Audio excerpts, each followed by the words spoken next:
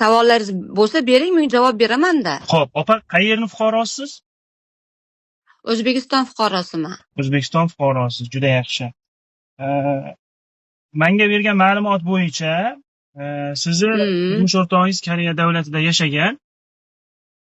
Koreya davlatiga ishlagani ketganlar, 3,5 yil bo'lganda keyin xo'jayinim komaga tushib qoldi deyishdi, xo'jayinimmi? Aytib beraverami yoki savol berasizmi? Bo'ldi, aytavering opa. Xo'jayinimni komaga tushib qoldi deyishdi. Komada ekan deb men bayda siqilib yotsam, kechqurun o'g'lim keldida, "Aba, sizni aldashyapti, dadam komada emas, dadam o'libdilar" dedi. "Qaydan bilding?" desam, "Dedamni butun videolari, rasmlari internetda bitta Koreya yangiligi degan internetda tarqalib yotibdi. Hamma bilib bo'pti, biz bilmayapmiz. Nimaga dedamni intervyuga berdingiz?" deb men bilan menga xafa bo'ldi o'g'lim. Men hech qanaqa o'lmagan deb o'ylab o'tirsam, avaz borib, hech kimdan so'ramay, meni erimni o'lgan joylarda videoga olib, ehsonga qo'yib yuborgan erimni. Keyin ashida erim o'rtog'i bo'lgan endi yonida o'lganda bo'lganda o'shani kartasiga yig'ilgan ekan. Keyin xo'jayinim o'sha ehsonni nima qilgandan keyin men xo'jayinimni bildim уже hamma bo'lgandan keyin bir kundan keyin o'rtoqlar telefon qildi-da, shunaqa Nozimjon ehsonga qo'yishgan ekan dedi, Maqsudim Nozimjon edi. Meni kartamga $25,000 pul tushdi 1 soat ichida dedi. Endi ashuni bir 5-6 ming so'rang avazdan dedi menga. Men aytdimki, nimaga ehsonga qo'yasizlar? Biz ehsonga qo'ymasang ham olib kelib olardik. Mendan so'rash kerak edi ehsonni desam, bilmadim, u qaydandir kelib ehsonga qo'ydi dedi. U bo'lmasa dedi, o'liklar ketolmas ekan dedi. Nimaga ketolmas ekan dedim. Davlatimiz bor, o'liklar qolmaydi dedim. Desam, bilmadim, kelib ehson qildi dedi. Keyin men avazga telefon qildim. Qilsam, aytdiki, men dedi 1 so'm bermayman dedi. Men dedi bu pulni dedi masjid quraman eringni nomidan dedi. Yolg'on gapirma dedim. Bo'pti, masjid qursang ham dedim. Videolarni olib tasha erimni, hamma videolarni olib tasha desam, men bilan shunaqa urushda avaz, seni dedi bir kechada yo'q qilib yuboraman. Agar istasam masjidda turib, ertalabgacha bolalaring bilan uyg'onmaysan dedi. Nimaga unaqa qo'rqityapsan? Sen kimsan desam, men dedi o'zimga ishonmasam bu ishni qilmayman dedi. Xullas meni rosa u dedi, bu dedi qo'rqitib, haligi nimani olmadi, videolarni olmadi, turdi. Kecha Nozimani ishidagi endi videolar o'chib ketdi. Videolar ashu mahalgacha turdi, 5 yil kamida turdi.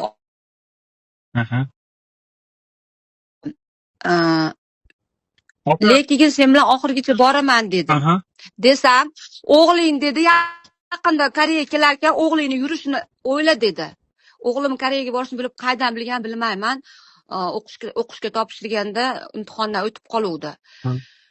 Keyin shu o'g'limga bola men mana shu ishni o'shanda bosti qildim. Men o'g'lim xudoga shukr Koreyada 3 yilda qaytib keldi. Men endi hozir qo'rqmayman. Meni tushungani, sizni turmush o'rtog'ingiz Koreya davlatida ishlagan, ishlab yurib, o'sha Koreya davlati olamdan o'tgan, olamdan o'tganligi haqida ma'lumotni sizlar internet tarmog'ida Avazbekni kanali orqali ko'rdinglar. U o'sha eringizni turmush o'rtog'ingizni o'g'lim ko'chadan bilib keldi. O'sha turmush o'rtog'ingiz olamda o'tganligini sizlar internet tarmog'i orqali o'sha bildinglar, ko'rdinglar. O'sha joyda turmush o'rtog'ingizga xayriya ehson loyihasi yig'ilayotganini bildinglar. Bildik. Xo'p, endi sizga savol. O'sha xayriya ehson loyihasi bilan Avazbek sizni turmush o'rtog'ingizni Koreyadan O'zbekistonga jo'natib berdimi yoki o'sha marhum turmush o'rtog'ingizni Koreyadan O'zbekistonga olib ketishlik uchun siz o'zingiz pul ishlatdingizmi? Yo'q, meni endi to'g'risini aytishim kerak, Alloh yo'lida men yolg'on gapira olmayman. 4 mingini davlatimiz to'lagan, 2 ming qo'shibdi, $25,000 dan 2 ming avaz qo'shibdi. Sizni turmush o'rtog'ingizga 25 ming AQSh dollari pul yig'ilgan, o'shadan 2 mingini sizni turmush o'rtog'ingizga sarflagan. Qolgan pullarni siz so'ramadingizmi? Men keyin qolgan pullarni so'ramasdan oldin nima uchun mendan so'ramay erim ehsonga qo'yding dedim. Mayli qo'yibsan dedim. Sharmanda qilding bizni dedim. Endi shuncha sharmanda bo'lganimga yarasha men ikkita voyaga yetmagan bolalarim uchun hech $5000 jo'natib ber dedim. Desam, bir tiyin bermayman dedi. Nimaga desam, buni men masjid quraman dedi. Bir so'm bermadi, Alloh guvoh. Agar bergan bo'lsa harom bo'lsin bolalarimga ham menga. Xo'p, tushunarli opa. Endi qarang. U masjidni qayerda quraman dedi opa? Koreyadami, O'zbekistondami? Koreyada masjid quraman dedi. Koreyada. Koreyada masjid quraman dedi. Qayerda qurilishigini aytmadimi masjidni? Yo'q, qayerdaligini aytmadi. Koreyada dedi, masjid quraman, nomidan pul qo'shaman dedi. Bu hamma pul dedi, masjidga ketadi dedi.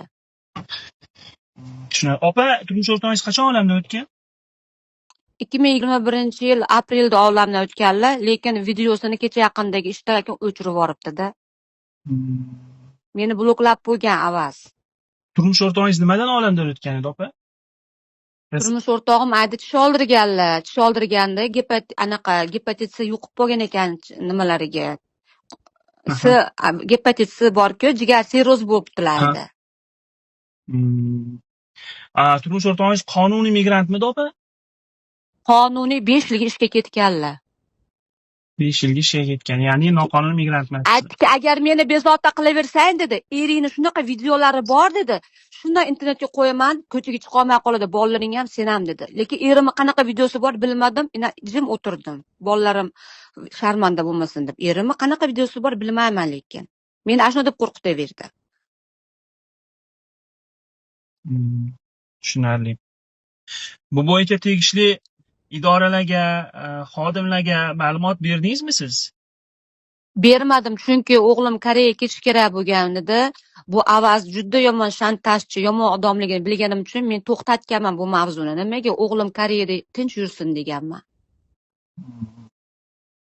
Endi avaz hozir nima deyapti sizga opa? O'sha pulni so'ramadingizmi siz? O'shanda so'raganimda meni bloklab qo'ygan o'zi.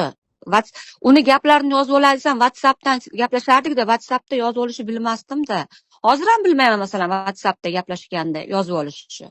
Hozir mana oradan 5 yil o'tdi-ku, masjid qayerga solinibdi? O'sha bir qiziq ko'rmadingizmi? Masjid yo'q. Lekin men uni bunda nimasidan Instagramdan kirib avazga kommentariy yozib turardim. O'likxo'r, mashinnik, bechora xalq seni cho'ntagingga beryapti ehsonni deb yozardim. Shu yozgan nimalarimni sinimikidan, anaqa tanishnikidan yozsam, sraz bloklardi meni. Opa, O'zbekistonning qayerdan edi eringiz? O'zbekiston Namanganning Uchqo'rg'on rayonidanmiz biz. Namanganning Uchqo'rg'on rayonidanmiz. Tushunarli. Avazbekka ya'ni hech kim murojaat qilmagan, o'zidan borib ehson loyihasini tashkillashtirgan, tushunganim bo'yicha. Masalanda qarang, sizga bitta savol. Mendan so'ramagani, mana Alloh guvoh, mendan so'ramaganu, mendan so'ragan taqdirda ham ehsonga qo'ysa, ehsonni pulini nima qilish kerak edi? Ehsonni pulini o'sha kimga yig'yapti pulni? Avval o'shanga sarflanadi va undan keyin uni qarzi yoki biror narsasi bo'ladigan bo'lsa, o'shalarga to'lov qilinadi. Undan keyin o'sha oilasini sharoiti o'rganib chiqilib, oilasiga beriladi. Agarda oilasi, yaqinlari biza yig'ilgan pul kerak emas, boshqa joyga ehson qiling desa, ana o'sha vaqtda boshqa joyga ehson qilsa bo'ladi bu narsani. Lekin ishonasizmi, o'sha xo'jayinim o'lganda men mana shu uyim ham o'zimniki emas, ikkita voyaga yetmagan bola bilan qoldim men. Men rosa pulga muhtoj edim. Ishoning, pulga muhtoj mahalimda men o'shandan so'radim. Shunchalik qilib ehsonga qo'yibsanmi? Bolalarim uchun 5000 jo'nat dedim. Bermadi, bir tiyin bermadi. Men o'sha mahaldan Allohga solib kelaman buni. Chunki hech mayli pul bermasang ham videolarini ol, erim desam videolarini ham olmadi. Bu haqida doim turdi. Tashqi ishlar vazirligiga murojaat qilmadingizmi siz? Qilmadim, chunki meni o'g'lim Koreyaga ketish kerak edi. Imtihondan o'tuvdi. Men bu avaz haromi bilan olishgani kuchim yo'q, o'g'lim ag'da tursa, qo'rqardim bergani. Mana endi o'g'lim yonimda, qo'rqmayman, shuning uchun sizga bemalol intervyu beryapman. Hop, judayam yaxshi opa. Bo'lmasam bu narsani internet tarmog'iga olib chiqishga qarshi emassiz opa? Yo'q, bemalol olib chiqavering. O'sha narsani ko'rsatamiz, tegishli joylarga bu haqida ma'lumot beriladi opa.